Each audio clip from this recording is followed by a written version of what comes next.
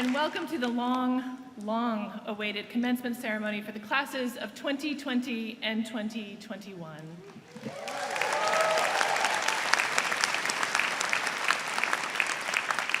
It is so good to see you in person. For the class of 2020, the last time that many of us saw you was when you're blithely heading off to spring break and we thought we'll see you in a week. And now it's 2 years. And for the class of 2021, a lot of us, the last time we saw you, you were on Zoom. And I don't know about you, but I'm really happy not to be doing this on Zoom. So after such a difficult time here, I just want to say I can't thank you enough for making the trip back to come and reunite with your class. And I hope you're excited as we are to have you here. Now I realize most commencement ceremonies represent new beginnings for students, but for all of you, it's a reunion. It's a time for nostalgia, reflection, and reminiscence. Take your time to luxuriate in the springtime on campus, which we never get enough of during the school year. As soon as the flowers start to bloom to life, it's time to move on to summer internships in far-flung corners of the country and the world. And for us, one of the strangest things about graduation for a faculty member is that your rituals of celebration, marked by sunshine and hats tossed in the air, are for us moments of mourning, of saying goodbye to beloved students. So to have you all back here today, even if only briefly, is a momentous cause for celebration. Now I'm going to say a few words later on, but I just want to ensure that you have plenty of time to hear from our two remarkable speakers. So first, it is my honor to introduce the faculty speaker for the class of 20 and 21, Professor of Law, full tenured Professor of Law, Monica Bell.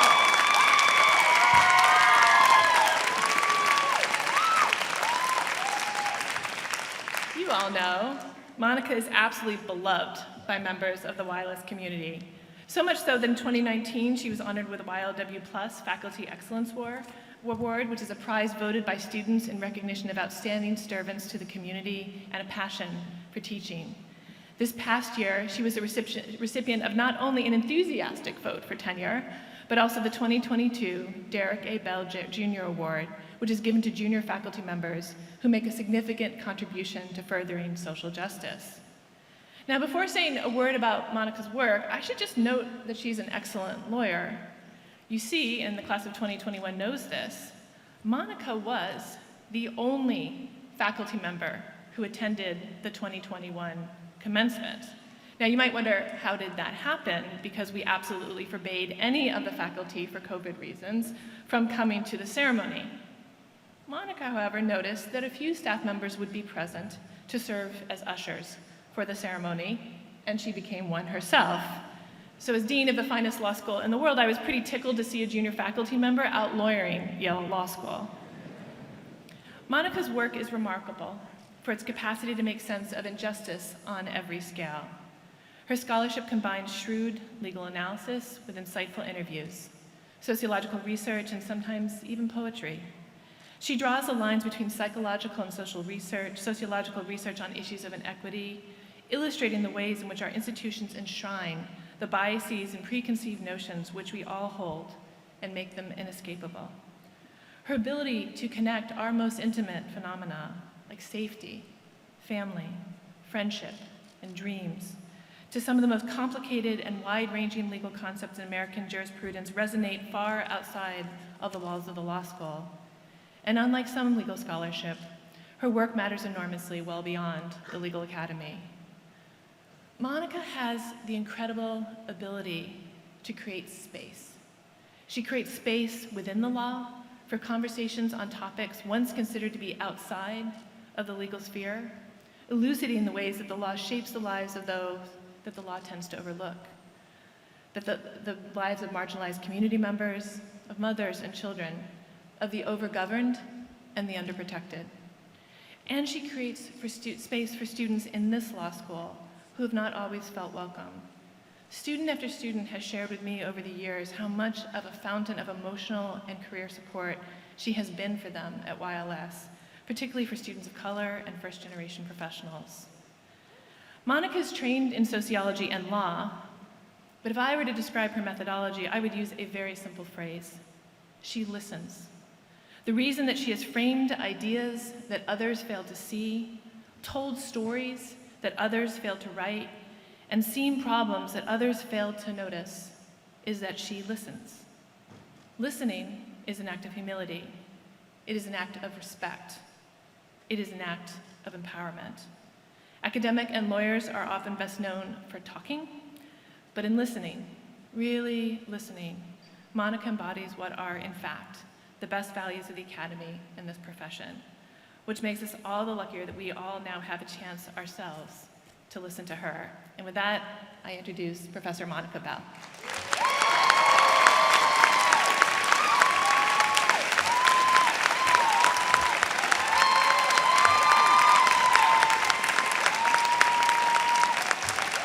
Hello. So that is a lot to live up to, and I'm not going to, I'll just warn you in advance. I really want to start with the most obvious remark, which is congratulations to these classes. You know, I'm really honored and humbled to share the responsibility of formally sending you off alongside our truly wonderful dean, and I wish I could give a parallel introduction to Heather Gerken, and to Dwayne Betts, along with Dwayne Betts, who I've long admired. So in this speech, I want to use a personal story, which is a story about my own Yale Law School graduation and its reverberations in the present, as an entree into some remarks about friendship, and particularly in the context of inevitable uncertainty. So while I am technically a member of the Yale Law School class of 2009, I had the experience you're having now in May 2008, so 14 years ago.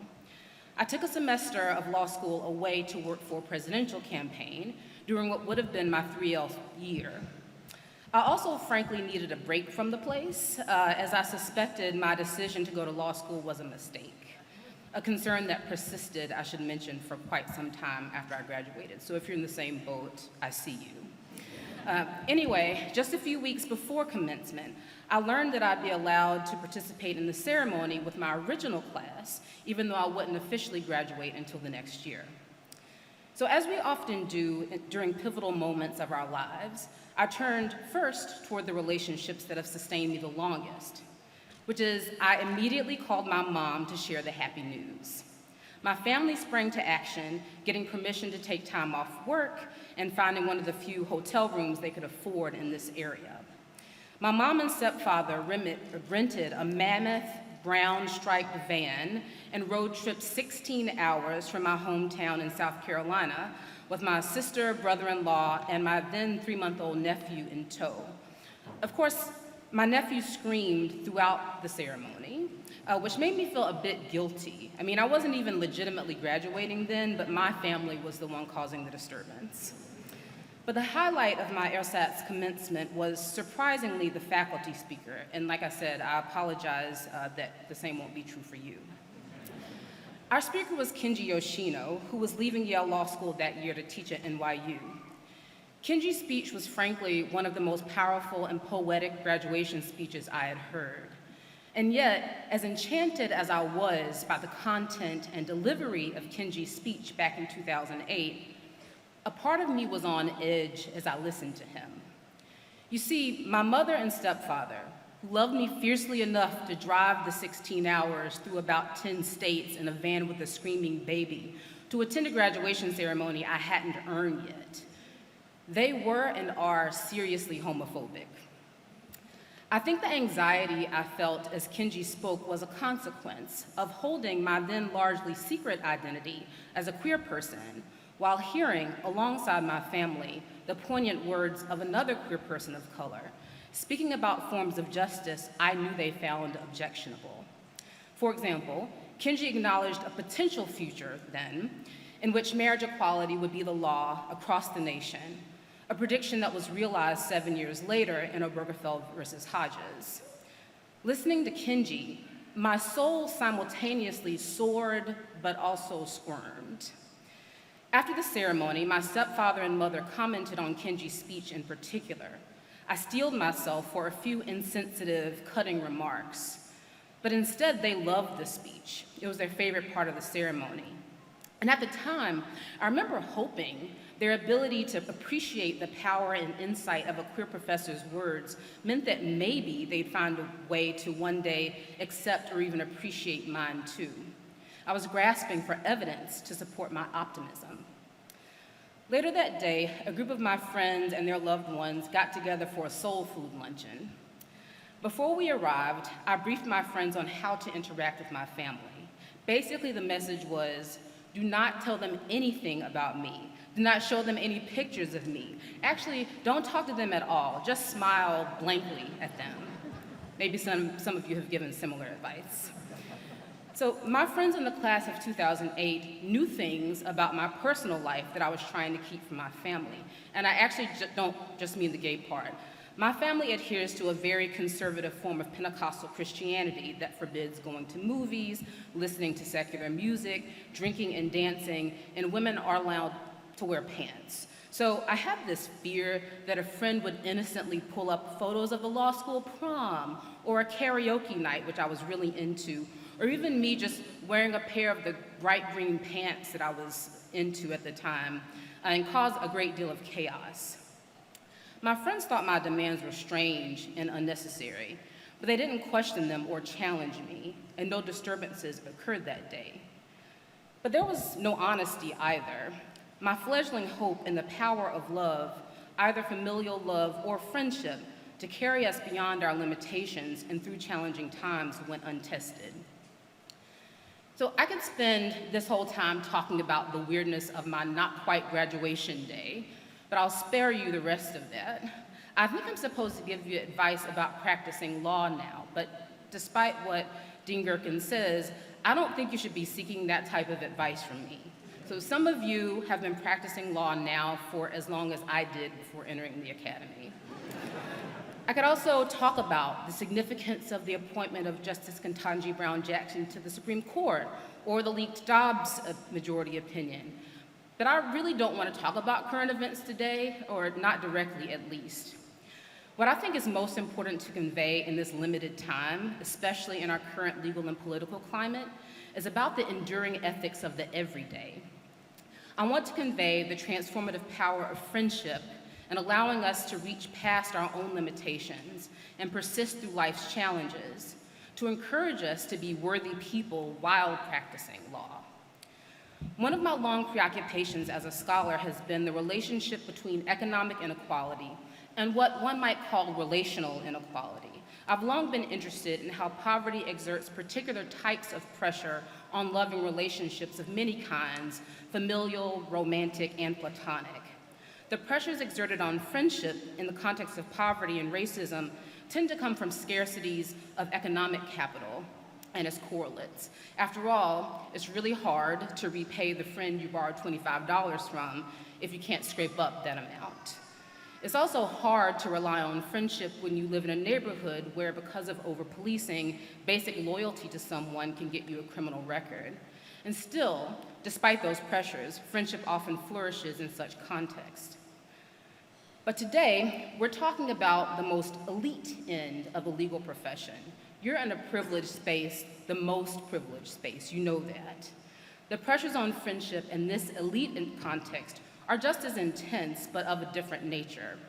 The threats to friendship here have more to do with instrumentalism, the tendency that develops over time to treat human beings as means to power and opportunity rather than ends in themselves.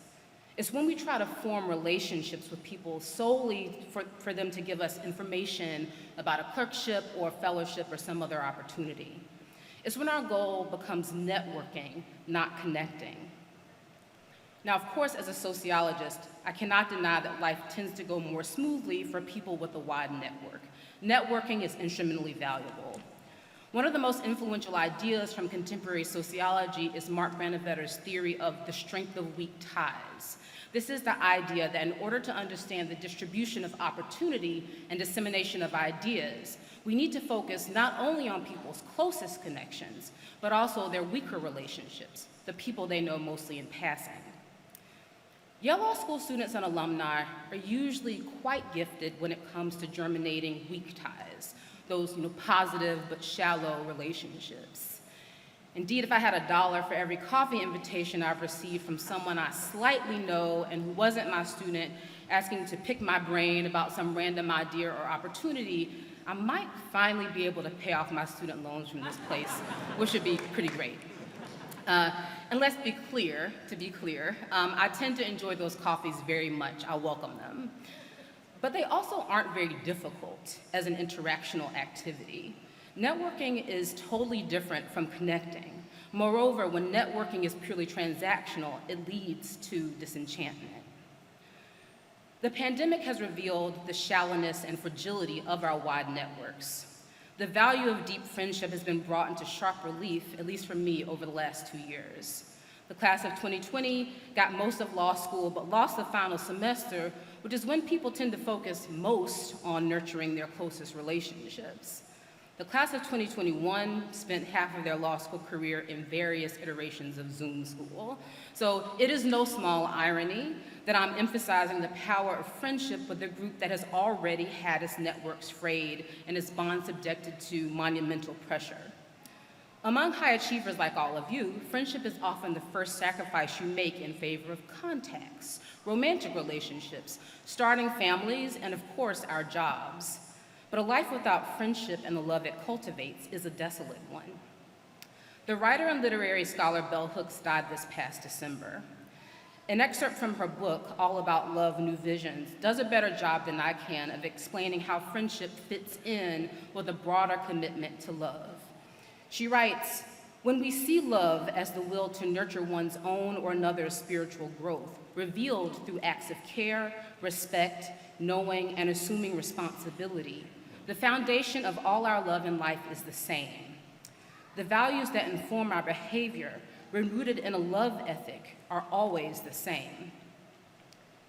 I want to emphasize that you can start new friendship, hold true to that capacious love ethic, even with people you did not enjoy meeting in law school. So one of my most meaningful post-graduation friends was one of the only people I affirmatively disliked during law school. But you know, she invited me to one of those networking coffees, and like I said, I'm a sucker for those. So to our mutual surprise, our networking coffee morphed into a connection as we sat together. We unexpectedly allowed ourselves to be vulnerable, which is a risk neither of us was willing to take with each other while we were students here. That's regrettable. But Yale Law School is like a planet full of really unusual people, but the day-to-day grind of law school too often keeps us from seeing each other as we truly are in all of our wonder and complexity. We engage with each other often from a defensive posture. So now that you're totally emancipated from that routine, please let that defensiveness go. Just consider probing more deeply and in new ways with people. So during this school year in particular, my friendships have been life-sustaining. So I think my headline for the year is supposed to be that I got tenure here at Yale Law School. You've already clapped for it. You don't have to clap again, but I think that's what this year was supposed to be about. It's unfathomable to me. I'm really excited and I'm very grateful. And I'm sharing these facts not because they are about me, but because I think they say something about the school. There is some significance in the fact that when I was voted tenure in November 2021, I became the second Black woman to have tenure at Yale Law School, the first Black woman to move from a junior faculty to tenured status on the Yale Law School faculty, one of few first-generation college graduates to have reached a position like this. None of that significance is lost on me, even as I recognize there's a lot more work to do. And yet, in a year when I've had the privilege of celebrating a major professional accomplishment, I've also relied heavily on my most loving friendships for support.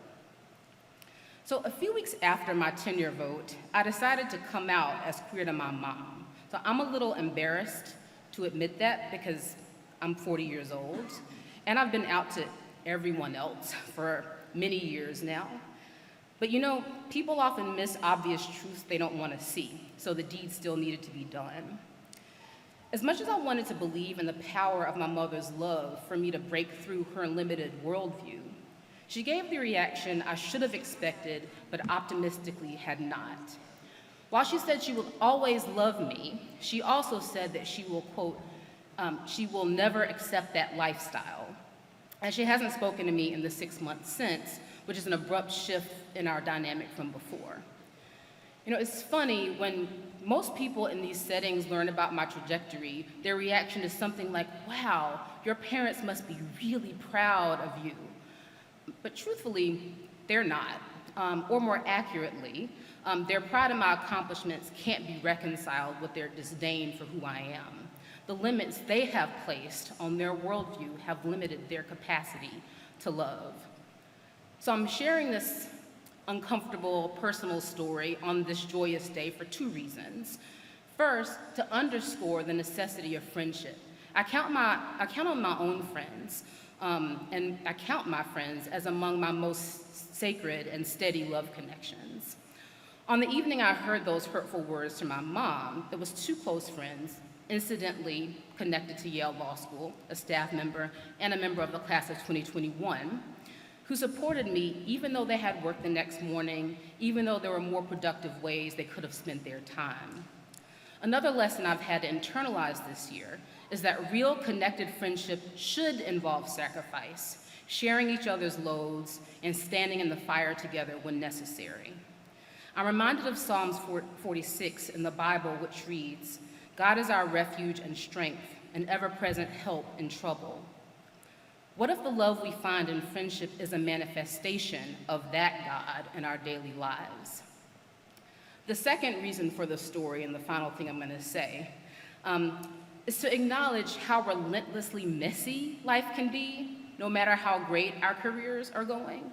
We like to assume that once we've attained enough credentials, nothing is going to bother or unsettle us. But life does not always work out so smoothly, even with the seeming insurance of a Yale Law School degree. Some of you will face health setbacks. Your loved ones may need you in ways that will require serious sacrifice. Jobs that seem terrific from a distance will turn out to be horrible. Romantic relationships will implode. Sometimes, like me, you'll get a golden egg at the same time you get a rotten one. That's maybe a downer on a day like this, but it isn't meant to be depressing.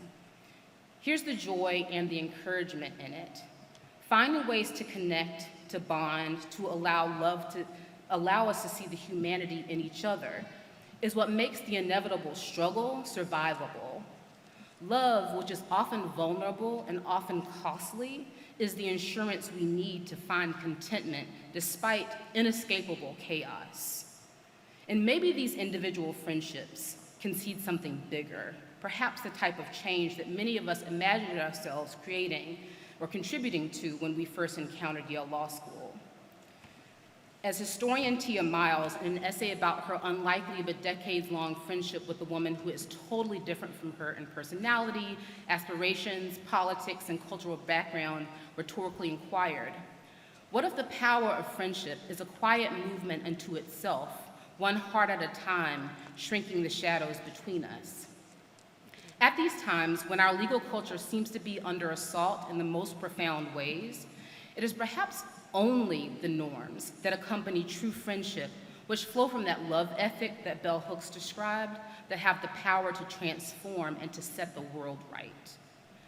So again, congratulations, bask in joy. If we've learned nothing else in the last 2 years, we know that so much of what we assume is durable could slip away at any moment. But what we will always have and be proud of is the time and energy we invest in building loving relationships of many kinds with the people around us. Thank you so much.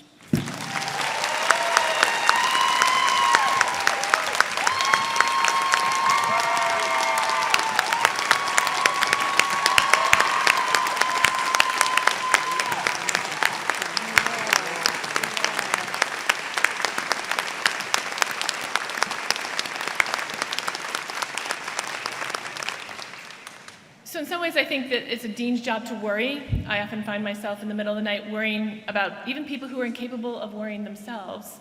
And I will say that I might have been sitting there as a dean worrying for today. There's not much to worry about because it's glory to have you back. I worried whether it would be sunshine, but Guido took care of that. But I might have sat there and listened to that speech and worried that I'd accidentally put our second guest speaker in a terrible situation by giving him an impossible act to follow, because Monica Bell just gave us a beautiful and powerful speech, and she is a beautiful and powerful person.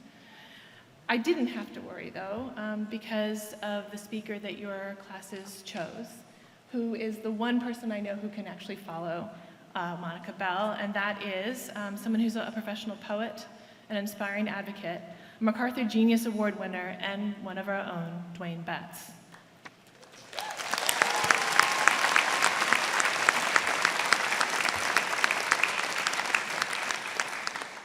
Dwayne is what the best lawyers aspire to be, someone capable of telling a story with authenticity and grace. So let me share with you a little bit of Dwayne's own story.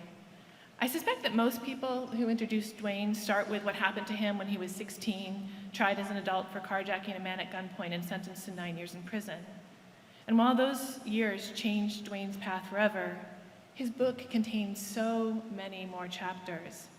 The story of his love for his sons, the stories of friends he's helped free and friends he's lost, the story of the only student in my con law class who liked my joke about Chief Justice Marshall being an unreliable narrator, the story of a man who's devoting every minute he has to telling other people's stories in parole hearings, authoring and performing a new play, and bringing great literature into prisons across the country through an incredible nonprofit which is now building curated libraries for 1,000 prisons and juvenile detention centers across the United States. Even, Dwayne, I'll just say the story of your almost failed courtship of Therese. I mean, it was a crash and burn kind of moment, but it pulled it out. But I want to talk a little bit about one of those chapters, which is, I think, one of my favorite ones, which is Freedom Reads. When Dwayne first shared with me the idea for Freedom Reads, he noted that most of the books in prison libraries were how-to books or mediocre novels. Prisoners, he told me, are just like everyone else. They need books that will nurture their souls. Now, Dwayne is someone who is not only achieving that, but writing beautiful poetry, helping people in need, and doing an extraordinary amount of work inside the community. He travels effortlessly through entirely distinctive worlds, communicating fluently in all of them without ever once losing his own voice. He is a great writer. His memoir, A Question of Freedom, received the 2010 NAACP Image Award for nonfiction. His second book of poems, Bastards of the Reagan Era, won the 2016 Penn New England Award for Poetry. He's an ardent advocate for juvenile justice, so much so that President Obama appointed him in 2012 to the Coordinating Council of Juvenile Justice and Delinquency Prevention.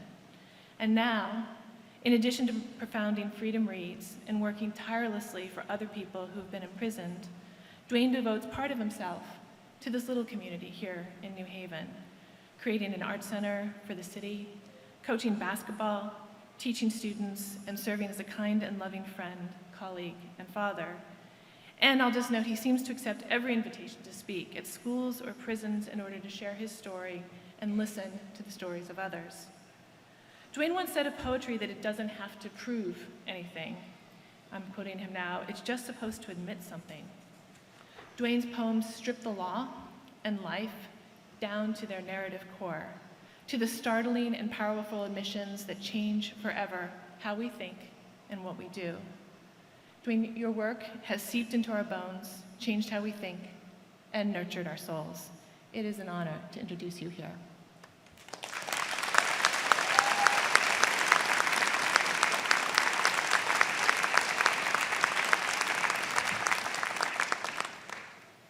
I actually am really nervous. This is a beautiful, beautiful space. The lighting is amazing. I'm not sure who did it. I know a little bit about lighting these days, and the soft blue light is spectacular. I printed this speech out.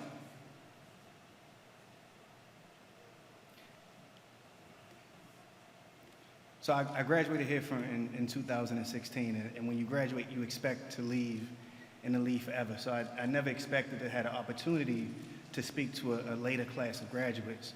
First, because I knew that you guys get to choose your own commencement speaker. You have a lot of options, so I just didn't put my name in a hat or imagine it would ever be there. But second, it's an improbable thing about life, where so much of what we accomplish that deeply matters, we don't plan on doing. And so before I start reading the speech, I'll just remind everybody here that what happens tomorrow will be a product really of what you've done yesterday, but the good fortune of the world that takes you to places you couldn't have dreamed of. I came into law school expecting to have to retire from being a poet. Then I was forced to memorize the civil rules of procedure. I figured it would never be of use to me. Then I decided to memorize 90 minutes of content for a solo show. And all of a sudden, knowing what rule number 42 means helped. So I thank you all for choosing me. I thank Dean Gerken for leadership. There's so many faculty members here that really did nurture me and guide me. I was not the best student. And when the MacArthur people told me I was a genius, I told them, please don't tell my professors just yet. I have a paper that's due. But congratulations to the classes of 2020 and 2021. You've endured more, and I think this isn't an overstatement, than just about any other class in the history of the United States. And so I do congratulate you. Law school is challenging enough without a pandemic. So I don't just congratulate you, but I congratulate your friends and your family, because really this day is for your friends and your family who had to listen to all the complaints about the Zooms and the inability to take off your mask and the persistence of others keeping on that mask. I mean, who among us does this alone? But doesn't it feel like that sometimes? Like you're alone? I recently returned to Ralph Ellison's Invisible Man. At the start, he writes, I am invisible, understand, simply because people refuse to see me. I imagine that because of these past few years, you all understand something of this and understand it in the most heartbreaking of ways. Whatever anyone says of graduations, these days of pomp and circumstance are mostly pure joy, even in the heat and the discomfort of beautiful shoes. Yes, my feet do hurt a bit. Missing this ritual, amidst it all, amidst the learning the language of Zoom, it will make any of us crave a cold call. Nearly crave a cold call. Because like even with the countless Zoom calls and team meetings and FaceTime, it still felt like we somehow drifted further apart. And let's not even talk about the troubles of the world. The troubles of the world always come up, and I thought to say something eloquent of them and decided instead to say something humble about how we tried to get over and from what we tried to get over. I just mean to say that there's a sense of not being seen that I believe we share, and still kind of feel like there are astonishing ways in which our failing to see each other is sometimes because of what we dare not admit in public. Many of you know that I am returning to a stage I once walked across. I mean, I've said it 7 times. You know, Dean Gerken said it. It's in the program. Recently, in fact, I graduated. Though my gray beard offers hearsay to the contrary. And it's strange, in a way, to call this a return. Strange because many will tell you that I've persistently squatted at 127 Wall Street since my own graduation. I've taken meetings there, attended lectures, kept a mailbox. I convinced them to let me hire students as RAs. I still have a key fob that does not work. I swear, and this actually happened, that sometimes I walk past room 127 where Professor Cole held his Civ Pro course and imagine that I'll see my classmates singing happy birthday to my oldest son, Makai, who turned 5 on movie night 9 years ago. I knew that was gonna be a good one. And I do mean to romanticize my time at YLS. I have been sad for enough years in my life in enough dark and dangerous places to admit when I felt joy.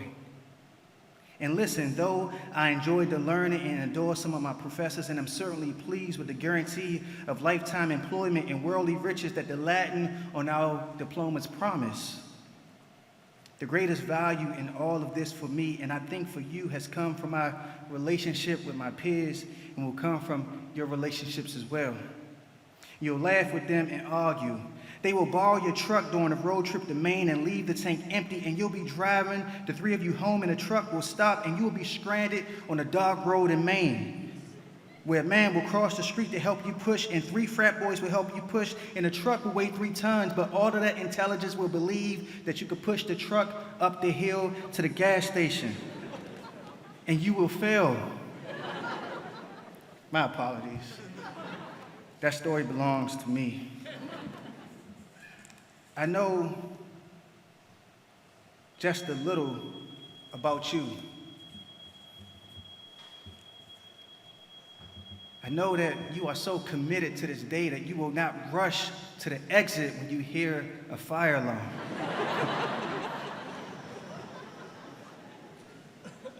Somebody told me that Kelly McClure was the biggest hype person for anyone in her orbit. A fierce and confident advocate for social justice. Of Destiny Lopez, they said she is the salt of the earth and absolutely hilarious, a breath of fresh air. Kathleen Pierre, Madison Needham, Alan Hernandez, Jenny Choi, it was names that people kept mentioning to me.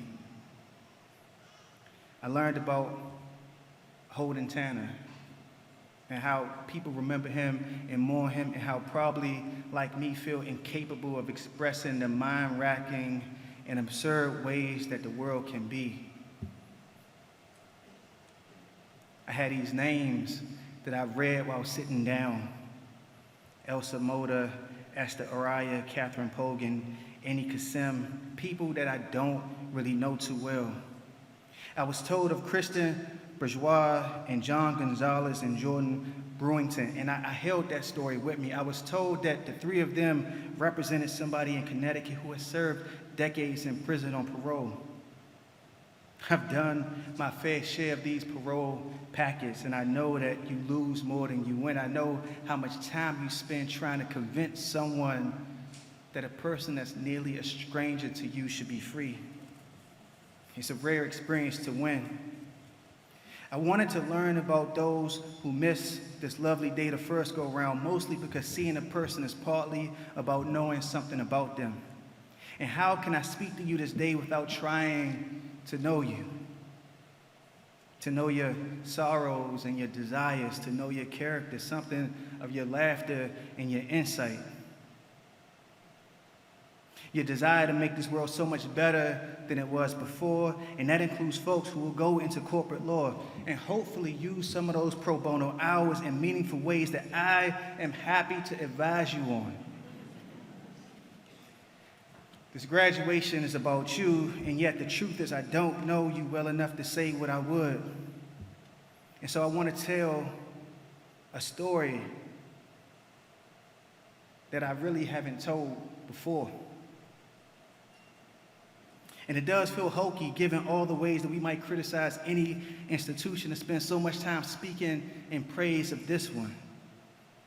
But what I am about to say is true. An institution is no better or worse than its people.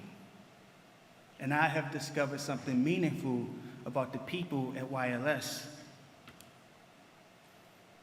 So I graduated from here and I passed the bar exam, and I remember when the CT bar examiners mailed me a letter telling me that I needed to see the character and fitness committee because of the felony convictions my crime earned me at 16.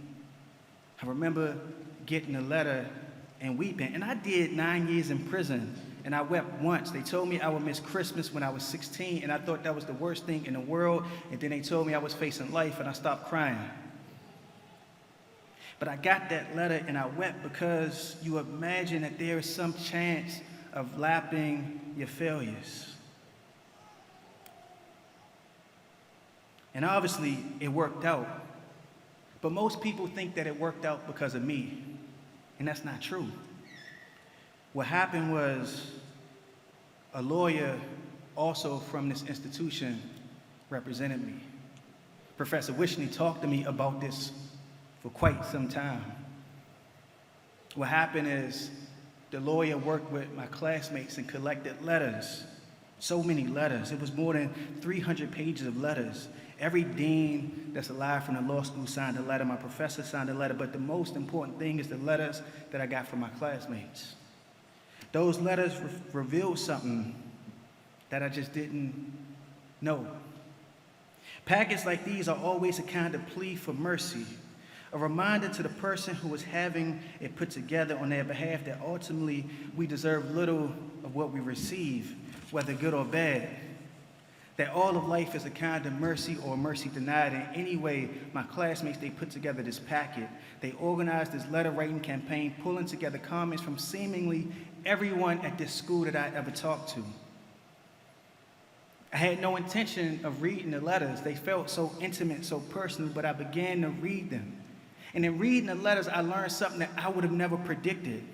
Most of us, we believe that folks will remember us for our LSAT score, or the school we graduated from, or the brilliant intervention that we made in injustice. And because people love us or admire us or respect us or all of those things, our friends don't bore us with the mundane reasons why we matter to them. But when you get in a bind, people reveal themselves to you and reveal you to yourself. You learn something about how they'll flock together when one of you is in need. I learned about the way that they saw me, and again, it made me weep because I knew that I never told them about the small things that made me love this place. I mean, yes, I love not having grades, but I love knowing who I'd see when I took the steps downstairs and stepped into the clinic space. I love knowing who I would see when I walked into the cafeteria. I love that trip to Maine. These letters reminded me of how kind we might be to each other. I have no world-shattering advice to give.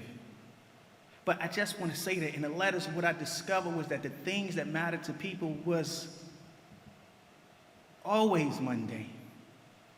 It was the cup of coffee. It was when I invited somebody to go to the museum with me and my boys. And I won't share all of the details of it, but I would not have guessed that any of that mattered for how they saw me. And it makes me realize that in this room, most people won't understand how the things you've done matter to other folks. And it makes me wonder what it would mean for us to be generous and kind to each other in a different way, which is to say, take the time and say why the person sitting beside you matters. To make that phone call late in the afternoon or early in the morning and say, I know you got a long day, but I wanted to remind you of this thing. Yale Law School is an institution that I cherish because it is the first place that I became in community with my peers who were trying to learn something to do something with the world. But it is also a place that I cherish because it is the first place, the first academic institution that I didn't just cultivate knowledge and strategies, but I cultivated a kind of deep and enduring understanding of what it means to be committed and care for somebody else. I congratulate the class of 2021 and 2020. This is really remarkable. Thank you.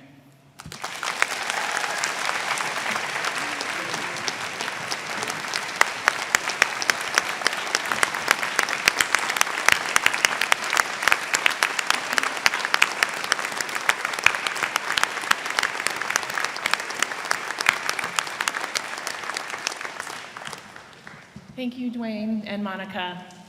You know, our aim had been to give you a very traditional and joyous ceremony, and I have to say you couldn't have asked for two better speakers. There is one way in which we are departing from tradition, because I'm happy to say you are all already lawyers, and you have all already graduated, and there's no more paper debt in your lives ever again. You've taken what you've learned, and you've begun to shape careers out of it. Now, while you were here, you were trained to understand legal analysis and leadership and precedent, but all the while you were experiencing something that was totally unprecedented. So you probably gathered by now that lawyers love to trade stories about law school, stories about clinical experiences that altered their careers, all-nighters preparing for first court appearances, that first cold call, and then the quotidian joys that Dwayne was just describing.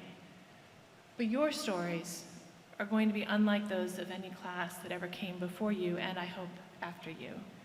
Your stories include fostering friendships with classmates while having no idea what their faces actually look like, or going to class without ever leaving bed, and yes, we do know that you did that. Your stories involve sustaining one another in ways that no other law school classes has ever had to. In the face of an unprecedented hardship, I watched you come together to show all of us what makes this community so special, that we can rely on one another, and build bonds that transcend classes and clinics. You were together apart when you weren't allowed to celebrate the end of our finals periods together. You were present for classmates who may have had to travel home to take care of family members or to respond to tragedy. You showed that this community endures regardless of distance or difficulty. And these examples continue today with your class already out in the world doing remarkable things and facing challenges head on with grit and determination. It is the reason that not all of you could be with us here today, like your classmate, Alexander Komarov, who is currently serving the Ukrainian military and cannot serve for Canada.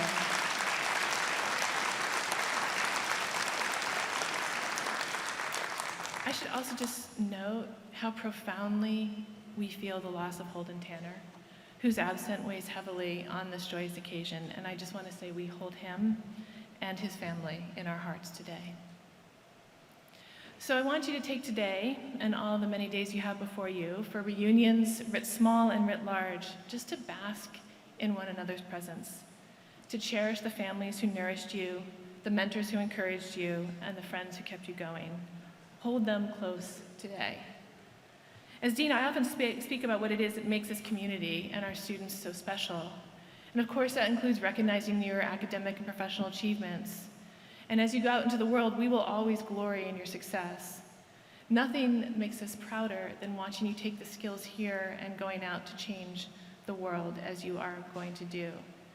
But today, let me just tell you that the work you did here to uplift one another, while simultaneously doing what every class has done, winning injunctions and producing scholarship and becoming leaders in all manners of field, that was nothing short of amazing. If you did not already believe that you could accomplish absolutely anything, let there now be no doubt. Today, you officially graduate from Yale Law School after persevering through a global pandemic that brought the world to its knees. Take with you not just the knowledge and skills you will need to change the world around you, but the confidence and the community that you will need to thrive wherever you go. So I'll close by noting that there is a reason that we created this opportunity for the class of 2021 and the class of 2020 to walk across the stage today. The class of 2020 had to say goodbye online. And while the class of 2021 did have a ceremony, you weren't able to march across the stage with the faculty and staff and your families cheering you on. None of you completes this journey alone. And we wanted to be sure that we were all here to stand witness. So first, I just want to ask you, before we invite you to walk across the stage in a traditional ceremony, just to do two things for me. The first, I just want to talk a little bit about the faculty and staff over the last 2 years. I've always felt incredibly lucky to be surrounded by such wondrous colleagues and such an amazing staff, but never more so in the last 2 years, because as you all might imagine, as you were going through everything you were going through, so were the staff, and so were the faculty. And they moved heaven and earth to try to reproduce the magic of Yale Law School for all of you, to make it feel like a home, even at the moment that it seems so unlike one. And so you'll see faculty and staff scattered all around here, but I hope you'll just join me in giving them a round of applause.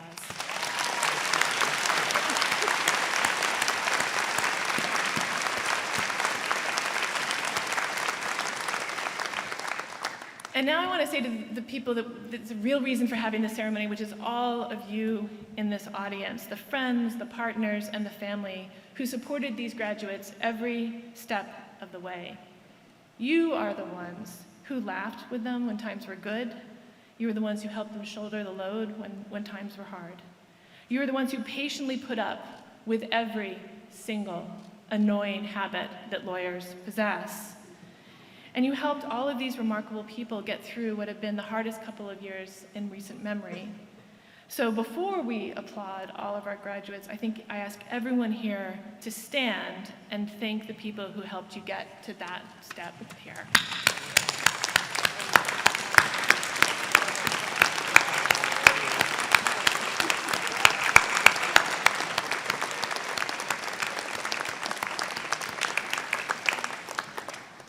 And now we will begin with the traditional reading of the degree.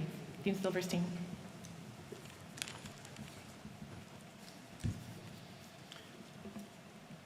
One brief note, due to COVID-19 restrictions, we are going to forego the traditional handshake, and we do ask you to keep your mask on. We are indoors. But now, Dean Gerken, members of the faculty, distinguished guests, friends, and families, it is at long last my distinct privilege and high honor to present to you the recipients of advanced degrees in law from the Yale Law School, classes of 2020 and 2021. For the degree of Doctor of the Science of Law, Tomasz Dąbrowski.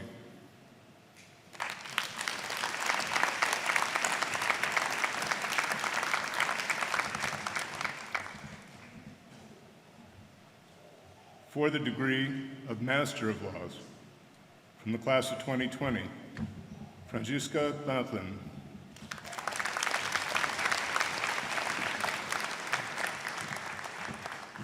Joel Christopher Quito.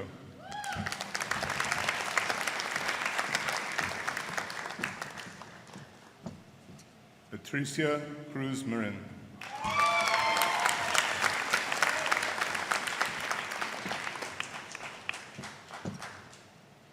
Goran Dominioni.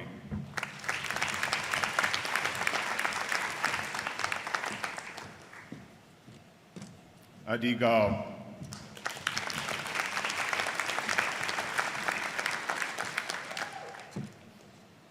Evros Yutan Xiao.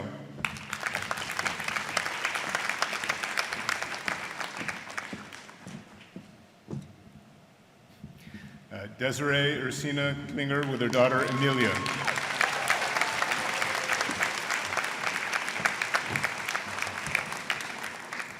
Fernando Javier Luisa Jordan.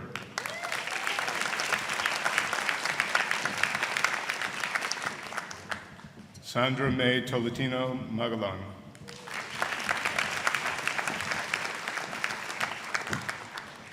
Dominic Meyer.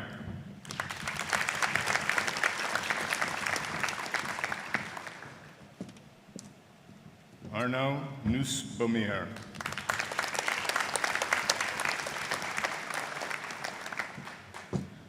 Omar Yusuf Shahabi with his daughter Mirabai.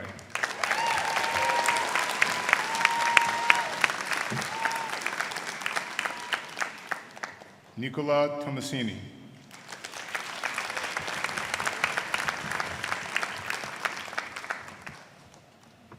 Rocio del Pilar Trujillo Sosa.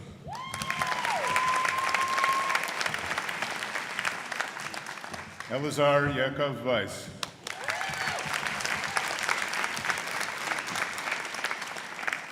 Daniel Wolf. And from the class of 2021, Shaka S. Laguerre. And for the degree of Master of Studies in Law, Harley F. Etienne.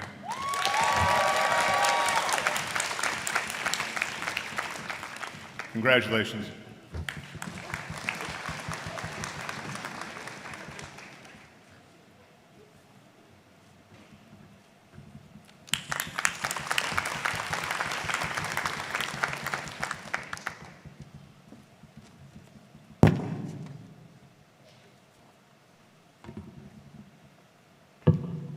Dean Gerken, members of the faculty, distinguished guests, family, and friends. It's my distinct privilege and high honor to present to you the recipients of the Juris Doctor degree in law from the Yale Law School class of 2020. As a reminder, due to COVID-19 precautions, we're foregoing traditional handshakes. Lorraine Lolita Abdullahad.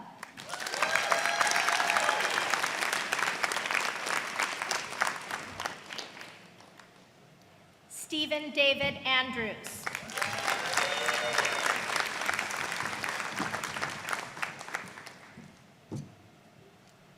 Laith Akel.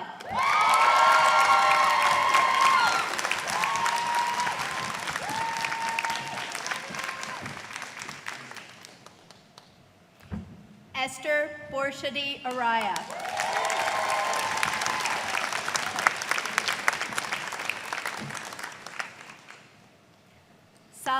Adebayo Arowolo.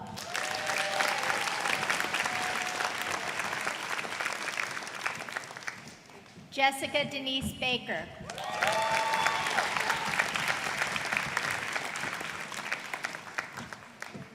Faith Justine Barksdale.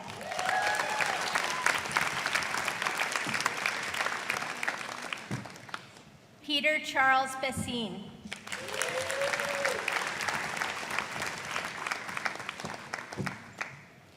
Joshua Daniel Blecker Cohen.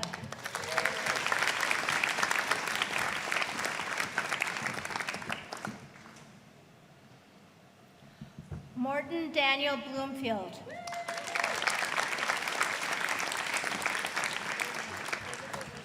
Ekaterina Bachkina with daughter Alexi.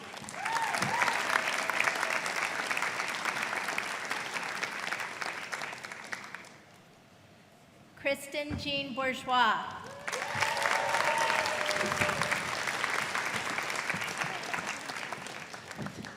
Simon Christopher Brewer.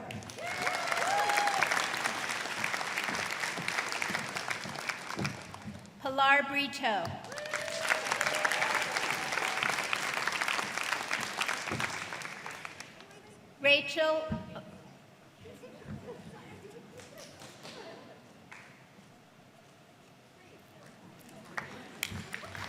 Rachel Ann Hamburg Brown.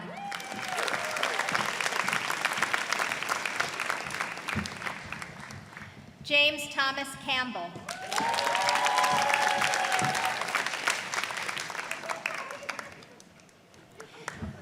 Mary Charlotte Eust Carroll.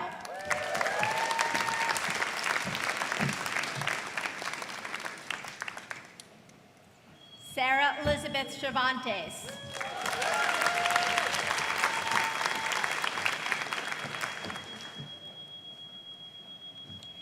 Ala Shakar.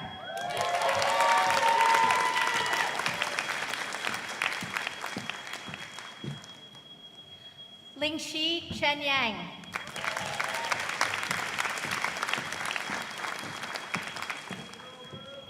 Zohaib Hassan Chida.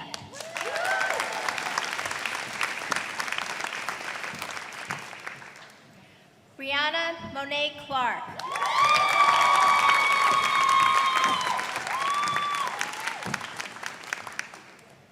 Jonathan Benjamin Cohen.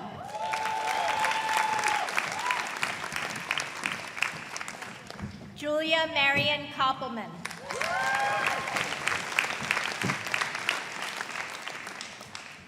Brandon DeBow.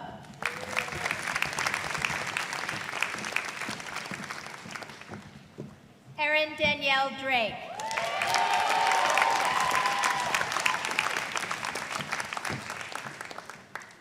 Maylin Joy Rogge Fiddler.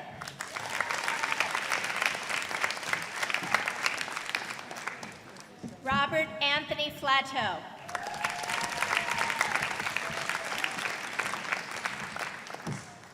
Jade Augustine Young Ford.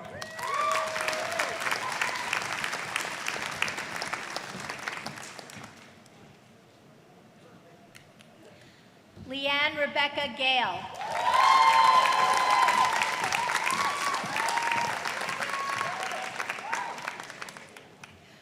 Marguerite Gillis.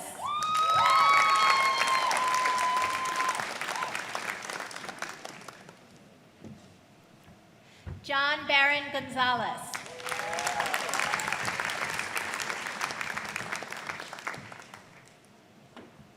Samantha Grayman.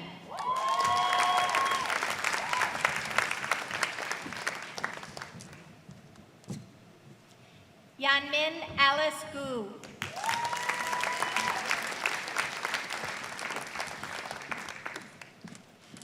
Veronica Alexis Guerrero.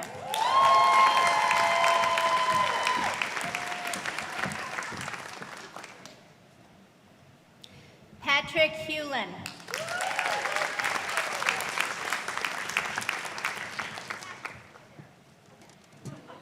Hannah Hussey.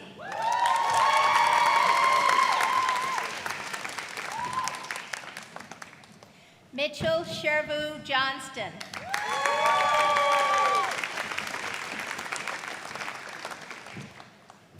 William Maxwell Mahaney Kamen.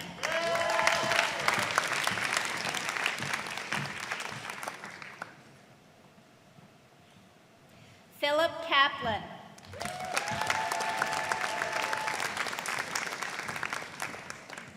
Emmanuel Eni Kassim.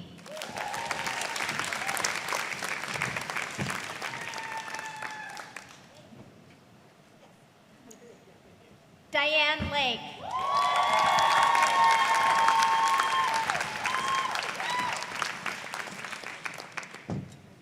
Daniel Charles Lamagna.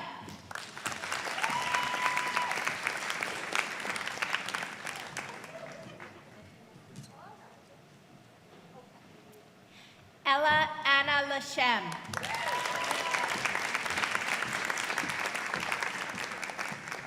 Elizabeth Levin.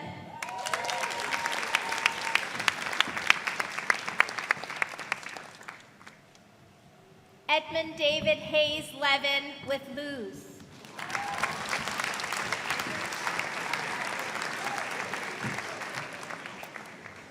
Gabriel Marcus Lewin.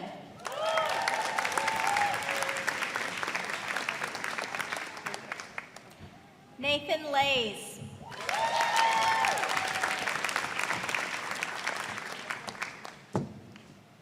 Lynette Lim.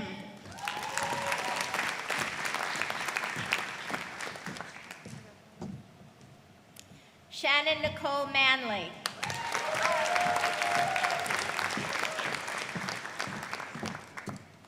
Maria Paulina Manzur Martinez.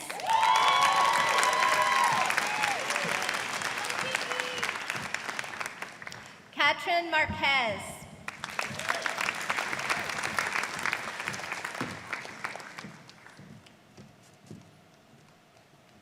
Ryan Martins.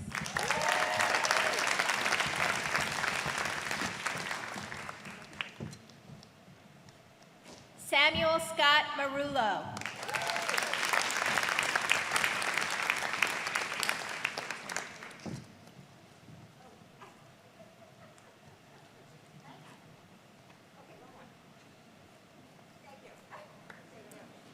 Abigail Marie McCourt.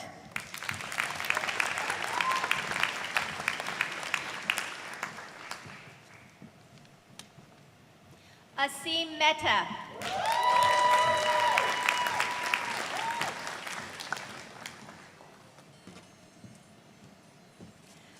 Juliana Regia Morias Liu.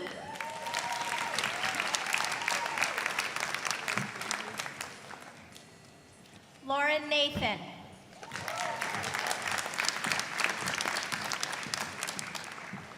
Nicholas Wu.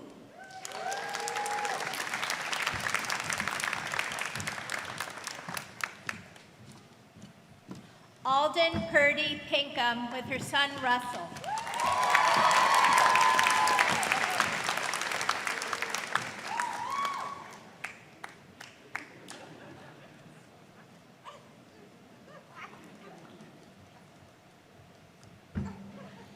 Lisette Marie Pino.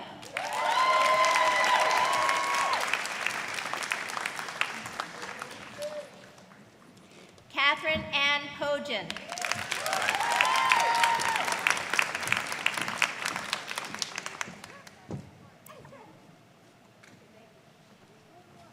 Issa Charles Kassam.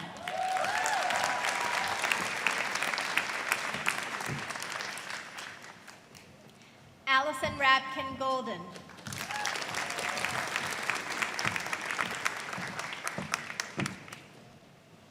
Jonathan William Sarnoff.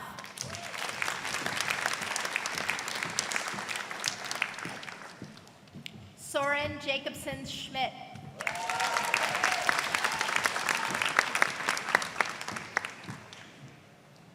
Wendy Serra.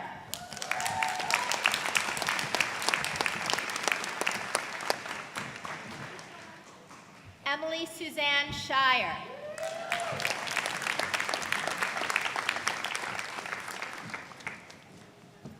Mary Ellen Pamela Wright Simmons.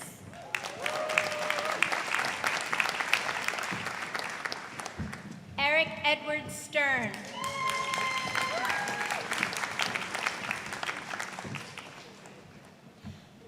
John McAfee Super with his children James and Claire.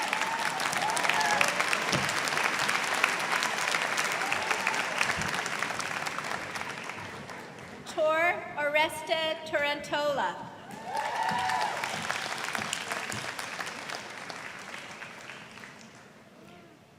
Ryan Christopher Thier.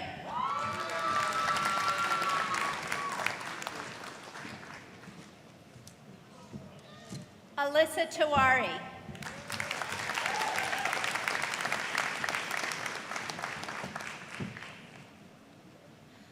Swanhong Titran with their child Vin Trum.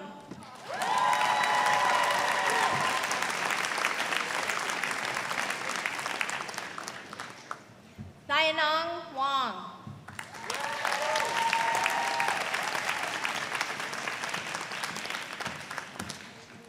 Yi Wang.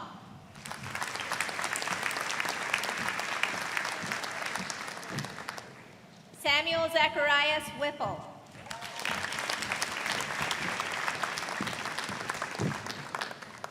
Jacqueline Wilner.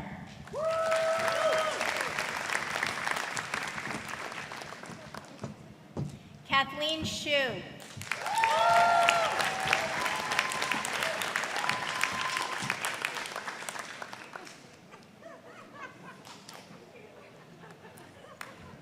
Megan Swanmei Yan.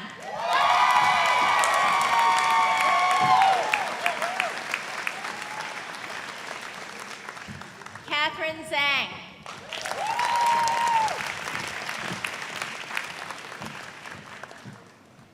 Wenqing Zhao.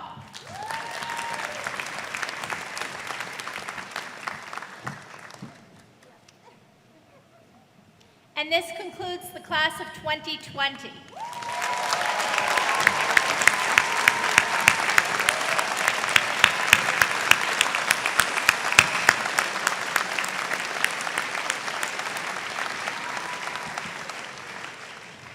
It is now my distinct privilege and high honor to present to you the recipients of the Juris Doctor degree in law from the Yale Law School class of 2021.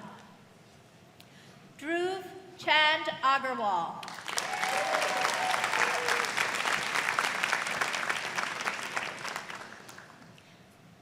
Aslahan Asal.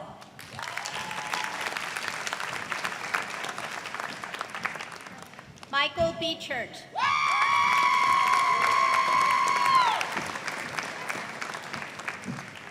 Raquel Villarnovo Lopez Begleiter.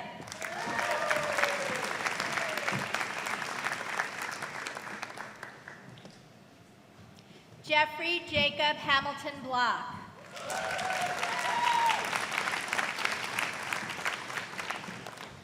Samaya Hiba Wardi.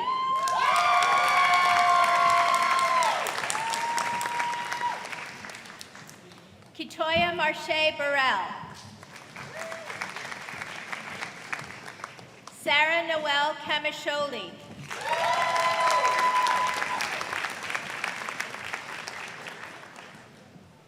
Damian Christopher Chang.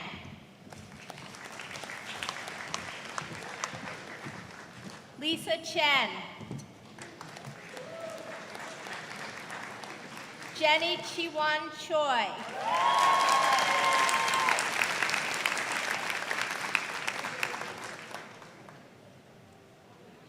Charushena Theb.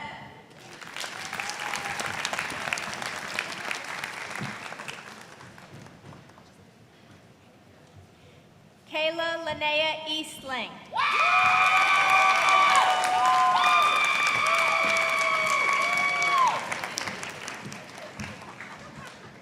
Carolina Yuki Eoguchi Yamamoto.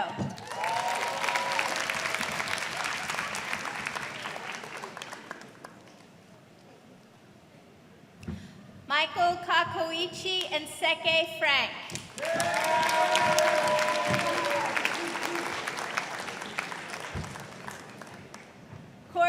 Alexander Evans with his children Jessica and Alessandra.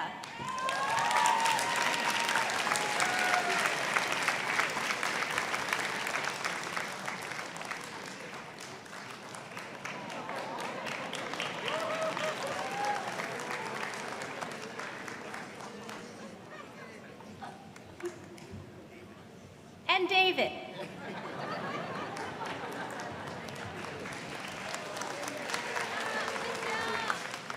Joshua Michael Feinzig.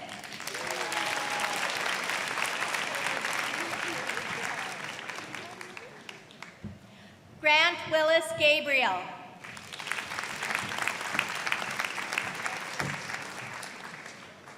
Hillary Jaleesa Higgins.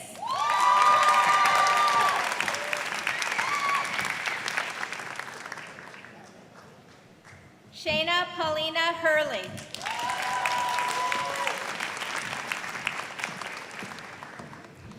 Olympia Caragiorgio.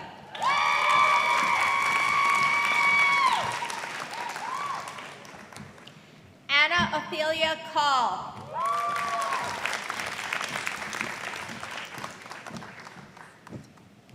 Dana Kabaz.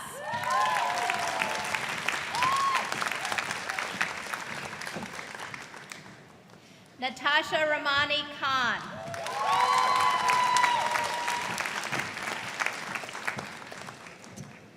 Daniel Roland Key.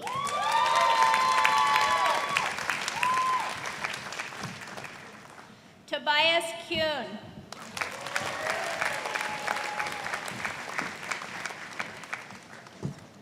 Sarah Lamsifer.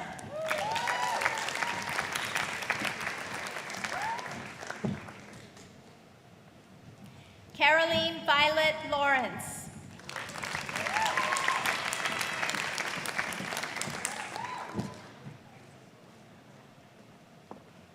Ann Esther Manoff.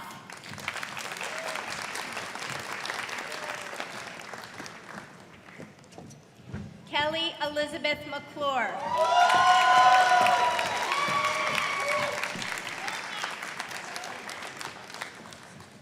Brennan Keen Mendez.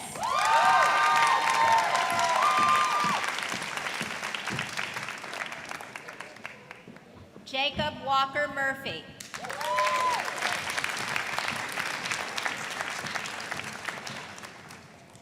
Alexander Nabavi Nori.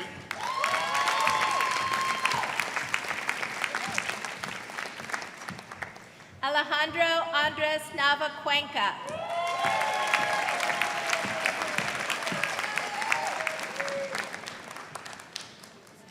Wishya Narbunanat.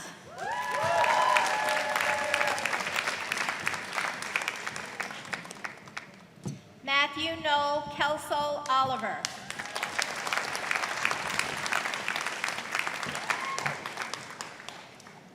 Kathleen Herva Pierre.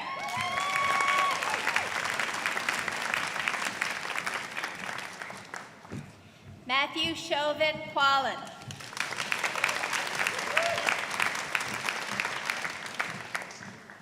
Jashan Jathesh Ravanithran.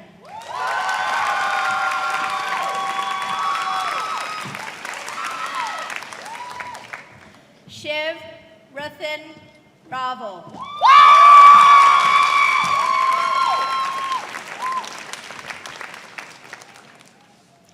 Andrew James Rising.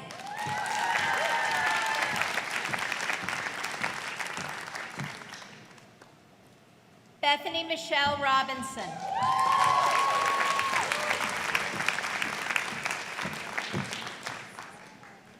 Jeffrey Brooks Schroeder.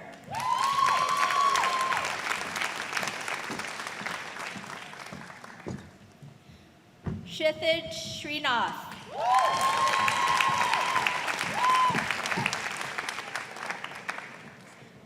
Rebecca Hilton Steele.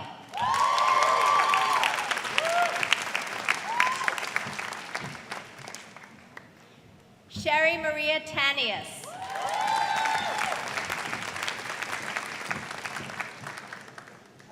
Logan Christopher Greenleaf Wren.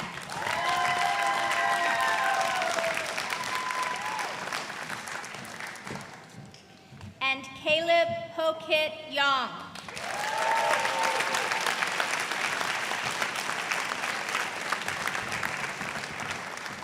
This concludes the class of 2021.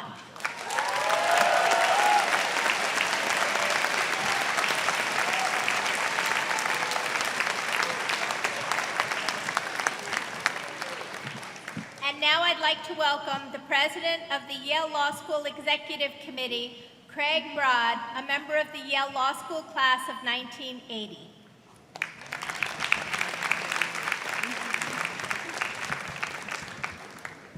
Thank you very much. As president of your alumni body, the Yale Law School Association, also known as the YLSA, and on behalf of the Yale Law School Fund Board, let me offer hearty congratulations to the great class of 2020 and the great class of 2021.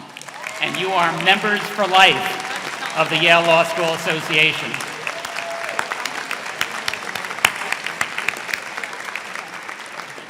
Let me give you a little spoiler alert. Every Yale Law School class thinks of themselves as the great class of, so welcome to that tradition too. 42 years ago, as a member of the Yale Law School class of 1980, I remember sitting where you are today. Actually, we were in the courtyard. And I remember that day as a day filled with pride and a great feeling of achievement, but also a profound sense of gratitude for the family members, friends, teachers, and other mentors that helped guide me to that day. In that spirit, the YLSA hopes that you will take full advantage of the many networking, mentorship, and other opportunities to connect with YLS alums around the world, and maybe even echoing some of the themes from earlier today, to build additional meaningful friendships that will help guide you through the highs and lows of post-graduation. In turn, we also hope that you will continue to connect with the Yale Law School community through the many volunteer opportunities available through the YLSA, as your alumni body will be undoubtedly enriched by your future contributions. In a new tradition, starting today with the great class of 2020 and 2021, please accept from the YLSA and the Fund Board the gift that was placed by or under your seats. This gift serves not only as a recognition of the wonderful moment of your graduation, but also as a symbol of our collective excitement at the yet many untold ways you will make this world a better place. I join you in the emotions of this day. I thank you for allowing me to share this moment with you. And again, on behalf of your fellow alums worldwide from the Yale Law School, heartfelt congratulations. Thank you.